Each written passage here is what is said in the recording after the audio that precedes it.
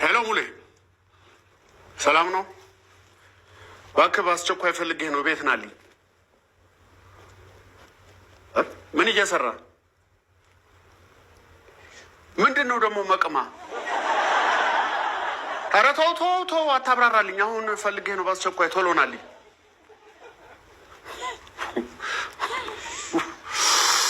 ወይ ሙሉ ቀንና የፈጠራ ስራው አያልቅበት መቼም። ሂሩቴ መቅማ ላይ ነኝ አይለኝም እንዴ? መቅማ ምንድን ነው? መቅማ መቅማ ታውቂያለሽ ሂሩቴ?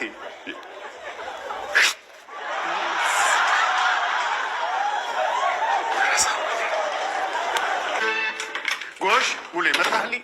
ከትልቅ ስራ ላይ ነው አቋርጥ የጠራኸኝ። ለምንድን ነው እንደዚያ አጣልፍ የጠራኸኝ?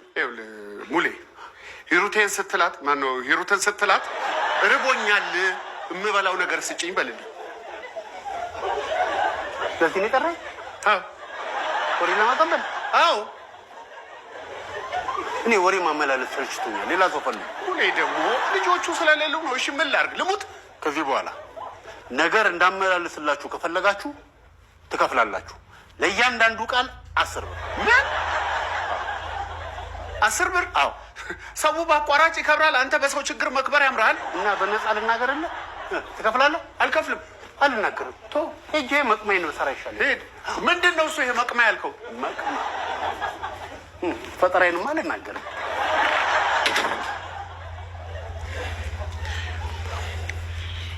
ኧረ ኧረ ኧረ ኧረ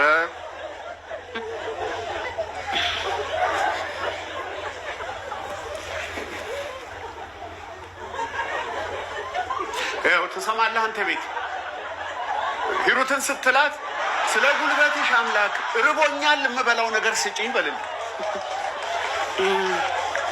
እየሰማኸኝ ነው አንተ ቤት? ያው በስንቱን ስትለው እጅ አለ ልጁን እያስተኛው ነው አቅርበህ ብላ ብለህ ንገርልኝ።